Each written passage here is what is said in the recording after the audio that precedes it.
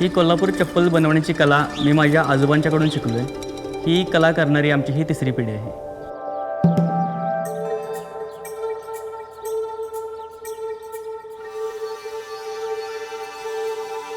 21ನೇ ವಯಸ್ಸಿನಿಂದ ಕೋಲ್ಹಾಪುರಿ ಚಪ್ಪಲಿಯನ್ನು ತಯಾರಿಸುತ್ತೇನೆ.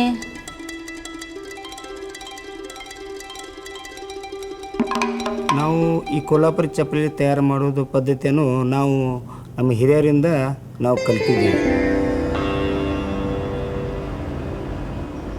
ह्या कोल्हापूर चप्पलबद्दल आम्हाला जगाला हे सांगायचं आहे की ही एक कला हजारो वर्षापूर्वीची परंपरा आहे.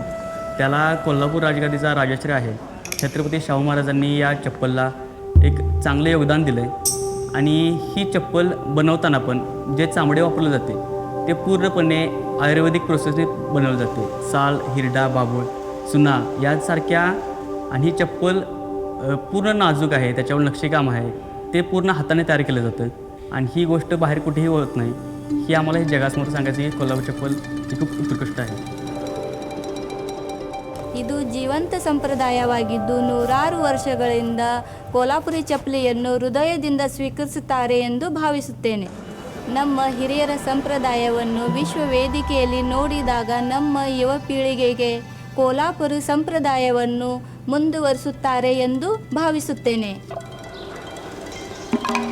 ನಾವು ಇದು ಕೋಲ್ಹಾಪುರಿ ಚಪ್ಪಲಿಯನ್ನು ನಾವು ಸುಮಾರು ವರ್ಷಗಳಿಂದ ಮಾಡ್ತಾ ಬಂದಿದ್ದೀವಿ.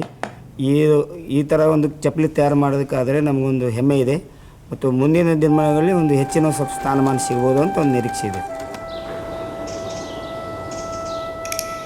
लिडकोमुळे आम्हाला नवीन नवीन साधने मशीनं आणून दिल्या. त्यामुळे आमचं जे एक आठवड्याचं काम होतं ते काही दिवसामध्ये पूर्ण व्हायला लागलं. 1 ते 2 दिवसामध्ये आमचं चप्पल पूर्ण व्हायला लागलं. ಈ ಲಿಡ್ಕರ್ ಮತ್ತು ನಮ್ಮ ಪ್ರಾಡದವರು ಕೂಡಿಕೊಂಡು ಇದು ಮಾಡ್ತಾ ಇರೋದ್ರಿಂದ ನಮಗೆ ಖುಷಿಯಾಗಿದೆ. ಮತ್ತು ಇದು ಮುಂದಿನ ದಿನಗಳಲ್ಲಿ ನಮ್ಮ ಎಲ್ಲ ಜಗತ್ತೆಲ್ಲ ನೋಡೋ ಥರ ಮಾಡಿದ್ದಾರೆ ಇವರು. ಇದು ನಮ್ಮದು ಕೋಲ್ಹಾಪುರಿ ಚಪ್ಪಲಿಯನ್ನು ನಾವು ಈಗ ಮಾಡ್ತಾ ಇರೋದ್ರಿಂದ ನಮ್ಮ ಯುವ ಪೀಳಿಗೆಯವರಿಗೆ ನಾವು ಉತ್ತೇಜನ ಕೊಡ್ಬೋದು. ನಾವು ಈ ಥರ ನೀವು ಮಾಡ್ಬೋದು, ಒಳ್ಳೆಯ ಕೆಲಸ ಇದೆ, ಮುಂದೆ ನಾವು ಎಲ್ಲರೂ ಕೂಡಿ ಒಳ್ಳೆಯ ಕೆಲಸವನ್ನು ಮಾಡ್ಬೋದು ಅಂತ ನಮ್ಮ ನಿರೀಕ್ಷೆ ಇದೆ.